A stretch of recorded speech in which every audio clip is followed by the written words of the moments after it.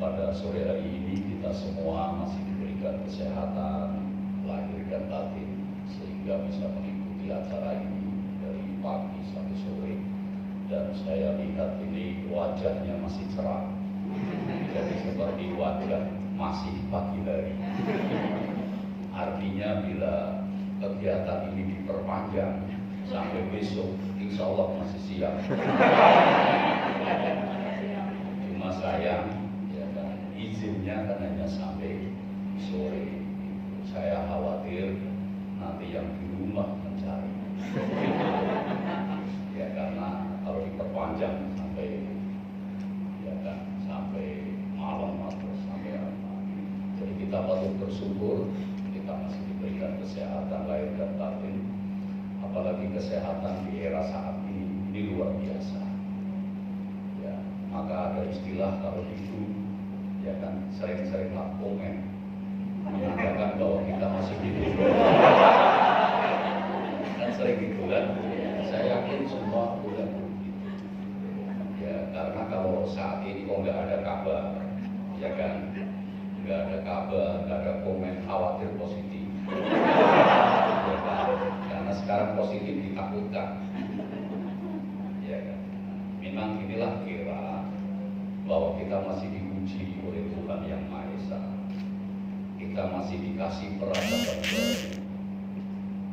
Tapi yang perlu kita pahami, kita menjadi sejarah, menjadi saksi sejarah bahwa kita temu peradaban baru yang disebut era COVID.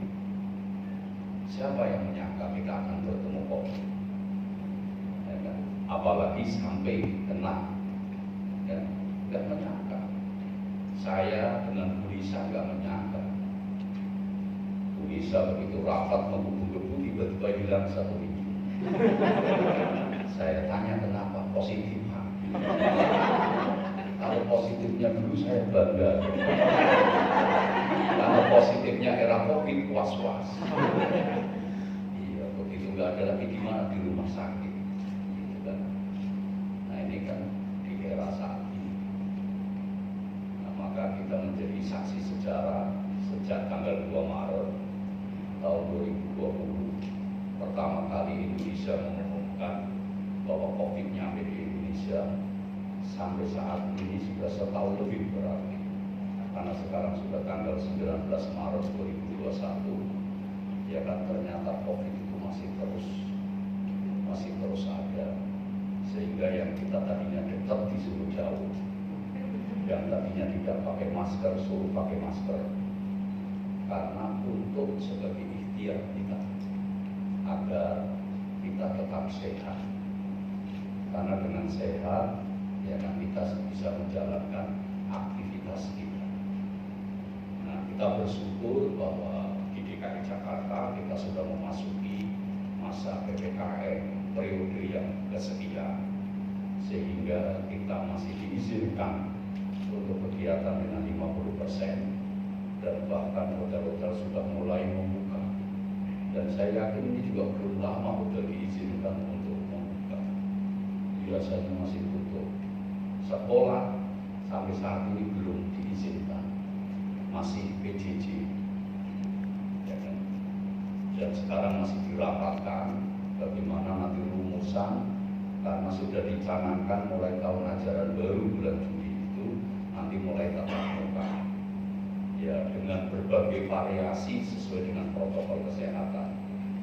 Yang pertama mungkin apa 30% dulu atau 50% dulu tahapan tingkatan, apakah SMA dulu baru nanti SMP atau nanti SD dan TK dan lain sebagainya. Jadi setidaknya kita menjadi saksi sejarah itu. Jadi nanti bisa cerita kepada anak-anak kita, kepada cucu-cucu kita. Nah, namun di era COVID ini saya minta betul, karena ini para penduduk agama Kristen di lingkungan Komunitas Kristen, artinya bahwa kita punya tugas yang mulia. Ya, penyuluh itu mempunyai tugas yang mulia karena sebagai apa? Ya, sebagai tangan kanan, sebagai juru bicara, sebagai penyamping terkait dengan program-program Kementerian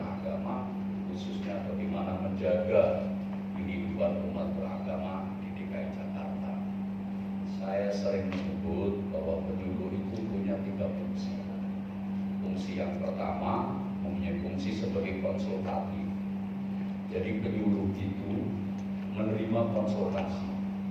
Saya yakin ini para tokoh yang aktif di ormas agama, aktif di gereja dan di organisasi-organisasi tentunya sering diminta konsultasi, baik konsultasi terkait dengan program keagamaan atau ajaran keagamaannya, maupun mungkin konsultasi terkait dalam tata kehidupan bermasyarakat.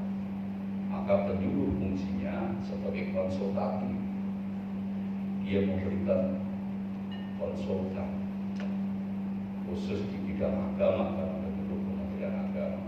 Yang kedua, penyuluh berfungsi sebagai edukatif, memberikan pendidikan kemasyarakatan. Ya kan, peraturan pemerintah nomor 55 tahun 2007 terkait dengan pendidikan kemasyarakatan, maka kita sebagai elemen agama berperan untuk mendorong agar informasi keagamaan dan amalan keagamaan itu bisa berjalan dengan baik. Dan itu bagian tugas kita, memberikan edukasi kepada masyarakat. Pendidikan di masyarakat adalah pendidikan yang paling tua di samping pendidikan formal, karena pendidikan masyarakat adalah pendidikan non formal.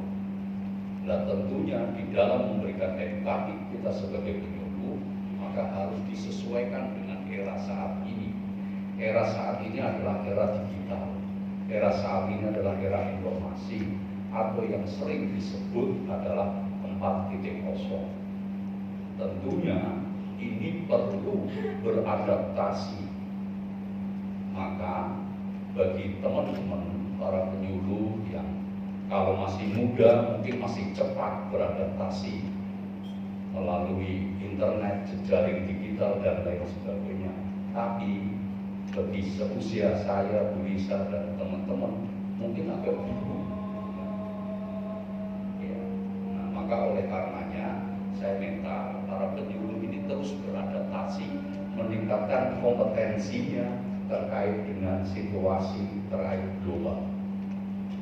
Dalam hal apa? Menguasai dunia maya, menguasai dunia nyata. Sekarang kan ada dua dunia, dunia maya dan dunia nyata. Kita sekarang sudah nggak kaget, rapat, tidak bertemu, tidak tatap muka, orang yang jauh di mana cuma kelihatan wajahnya. Itu kalau videonya dibuka. Tapi kalau nggak dibuka hanya dengar suara, iya kan? Nah, maka tadi saya dengerin suara sandiwara Brahma Kumbara tahun 80-an. Bisa kaget kok masih ada itu. Sama dulu tahun 80-an. Kalau ada sandiwara itu, radio kita tongkrongin kan. Kita tahu peran Mandiri, peran Brahma Kumbara. Ada yang paham nggak? Itu berarti sudah tua. Iya kan? Ya karena kalau yang sekarang nggak ketemu. Nah oleh karenanya saya minta, ayo kita belajar meningkatkan kompetensi kita. Karena yang kita dorong edukatif itu bukan sekedar yang nyata, tapi yang maya juga.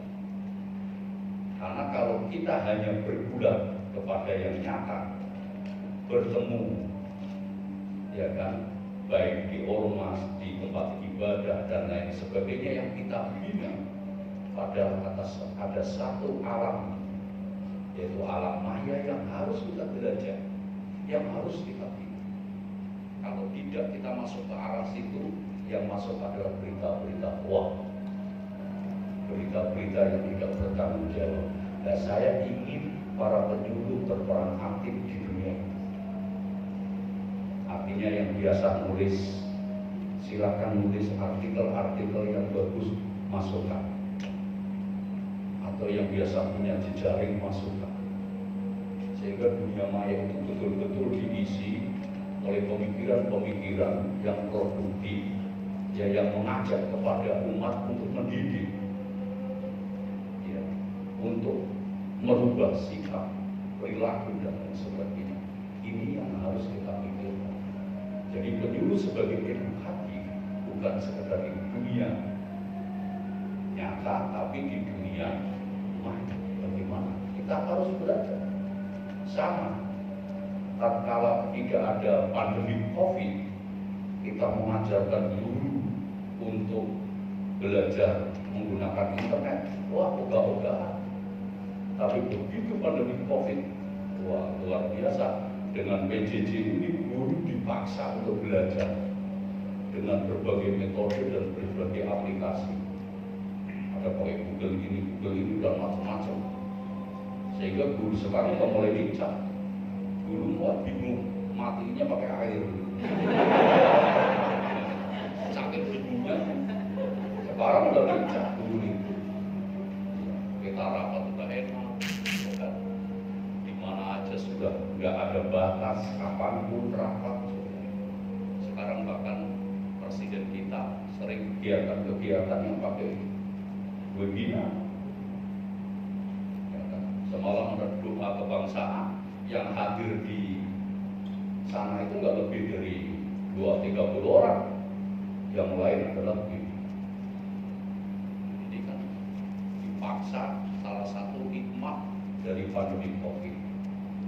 Nah, saya ingin dalam rangka memberikan edukasi kepada masyarakat, ayolah kita mulai merambat. Program-program ke dunia maya itu perlu digalakkan karena anak saat ini adalah anak milenial. Anak yang lahir setelah tahun 2000 itu anak milenial. Anak digital. Ya. Sekarang sudah merasakan anak kecil. Kalau dulu mungkin dinyanyiin, kalau mau tidur, sekarang sudah gampang. Nangis kasih HP sama ya kan, mainan. Dan saya punya ponakan dulu, usianya 3 tahun setengah, dia lebih pintar dan udah bisa mendownload mainan. Ini kan luar biasa. Nah, ini yang harus kita garap, kita pikirkan. Anak sekarang anak yang cerdas, ingat. Anak sekarang anak yang cerdas. Karena apa? Terlahir dengan sarana yang sudah lengkap, dengan makanan yang sudah bergizi. Kalau dulu kita terlahir dengan sarana apa adanya. Ingin mainan mobil kita bikin dari karet, potong-potong. Sendal bapaknya kita uletin, sendal jepit kita potong buat begitu bapak mau pergi, sendal saya di mana ya? Padahal udah jadi ban. Itu kan gitu. Kalau nggak pakai kulit jeruk. Sekarang sudah praktis, tiap hari lewat depan rumah. Bahkan yang mengerikan sekali bahwa anak saat ini anak yang tidak tahu proses, terima beres. Kita sering dikagetkan, ya kan? Tiba-tiba datang, ya kan? Datang mau nganter makan. Siapa yang pesan? Saya pesan, Pak. Artinya sudah nggak tahu proses. Dulu kita masih kecil tahu proses.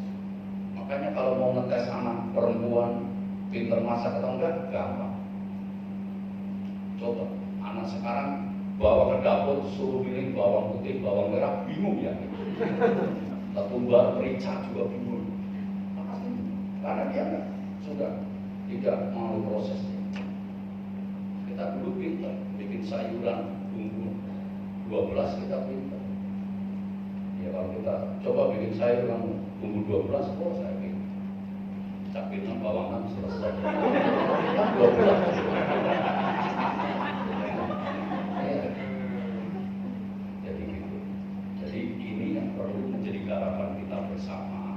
Anak-anak yang saat ini terlahir memang sudah sarananya bagus, gizinya bagus, mau makan ayam, makan apa gampang, ya tinggal ada duitnya. Kalau dulu susah. Anak yang cerdas seperti ini, terus mainannya di dunia maya, ini perlu digarap oleh para pemimpin. Karena inilah yang menjadi misi Kementerian Agama yang disebut moderasi beragama. Moderasi beragama bukan agamanya dimoderatkan, tidak. Semua agama sudah moderat karena ajarannya sudah benar. Tapi Tetapi yang perlu dimoderasikan adalah bagaimana cara beragama yang benar. Semua agama harus mengajarkan ini, agar anak-anak kita beragamanya benar. Agama yang benar adalah agama yang menuntut dirinya menjadi tentram, menjadi damai, menjadi punya rasa simpati dan lain sebagainya. Bukan agama yang mengajarkan kekerasan, bukan agama yang mengajarkan kebencian kepada orang lain. Ini yang harus kita dorong, agar beragamanya betul-betul sesuai dengan ajaran, sehingga agama itu membawa rahmat, membawa kedamaian, membawa memanusiakan manusia. Dan ini yang harus dikawal bersama. Karena apa? Karena tantangannya adalah banyakan di dunia maya, yaitu dengan setting, dengan informasi kuat, dengan yang itu bahaya. Sekarang ingin apa sudah tidak perlu nanya dulu. Anak-anak kita itu sekarang menjawab soal, kadang sudah malas mencari di buku. Dia cukup di browsing, dia akan ketemu. Kalau dulu kan jawaban itu harus menunggu dari guru. Sekarang enggak. Ini yang harus kita pikirkan. Sehingga yang dikhawatirkan, kalau kita tidak memberikan edukatif terkait keagamaan, karena agama ini ada praktek, agama ini ada ruh, agama ini ada sikap lahiriah dan batiniah. Kalau kita nggak dikawal, dia hanya mendapatkan informasi yang bersumber dari berbagai sumber, ya, baik dari dunia maya khususnya. Kalau dia condongnya ke kanan menjadi radikal, kalau dia condongnya ke kiri menjadi intoleran. Karena ada yang beragama, dia memahami kitab-kitabnya hanya sesuai dengan kata yang ada. Padahal kitab diturunkan itu punya sejarah dan punya riwayat yang panjang yang perlu dijelaskan secara rohani. Ini yang harus kita kawal. Nah, inilah wasatiyahnya. Jadi moderasi beragama adalah mendorong ke jalan tengah agar kita beryakini dirinya oke, tapi kita kepada sesama menghargai, saling rukun dan seterusnya. Inilah tugas berat para penyuluh di dalam edukatif kepada masyarakat. Yang ketiga adalah advokatif, pendampingan. Nah, ini jadi tugas penyuluh juga berfungsi sebagai pendampingan.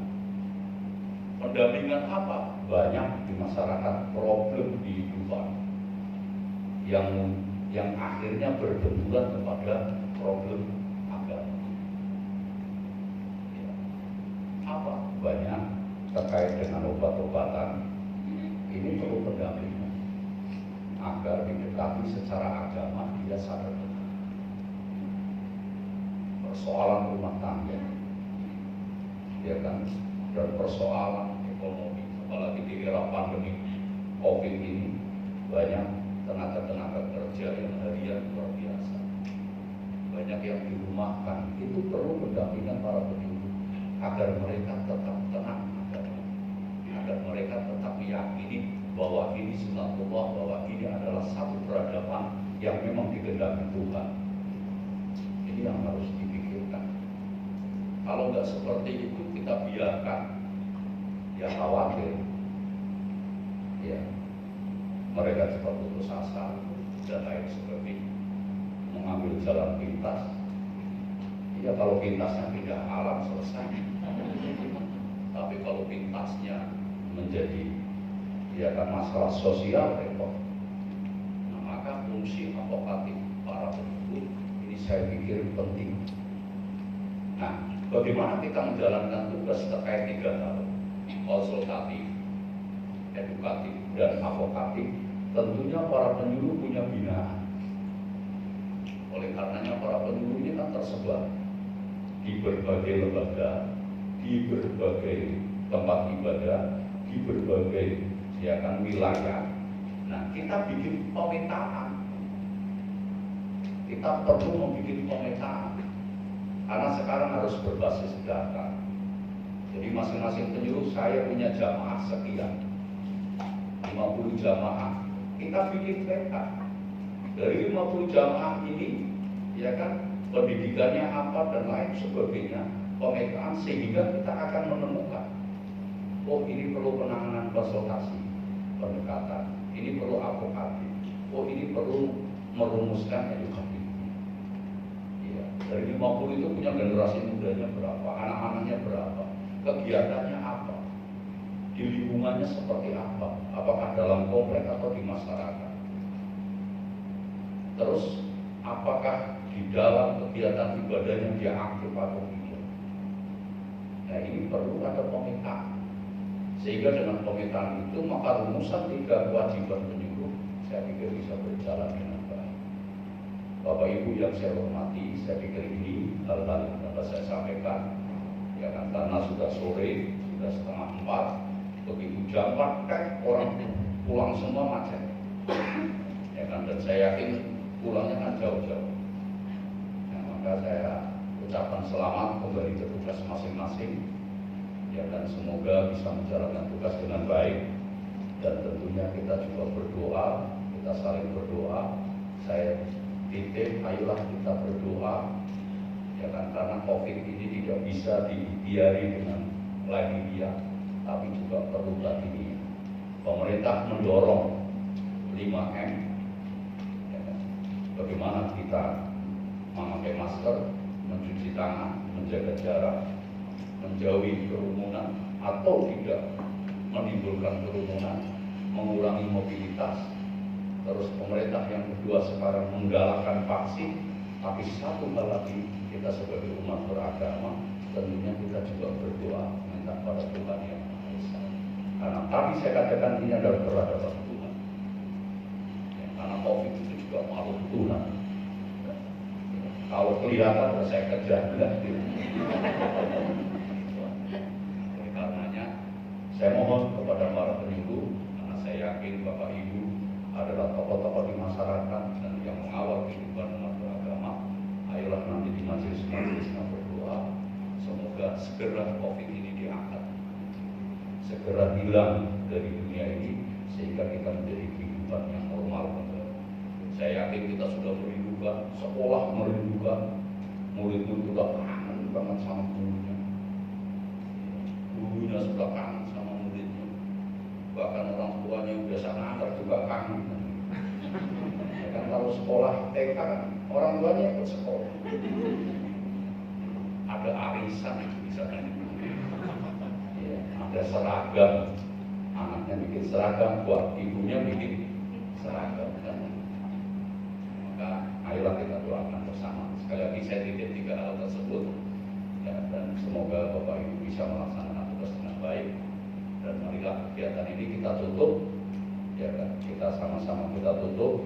Mohon doa kepada Tuhan yang Maha Esa, semoga kegiatan ini bermanfaat untuk kita semua. Saya nyatakan ditutup secara resmi.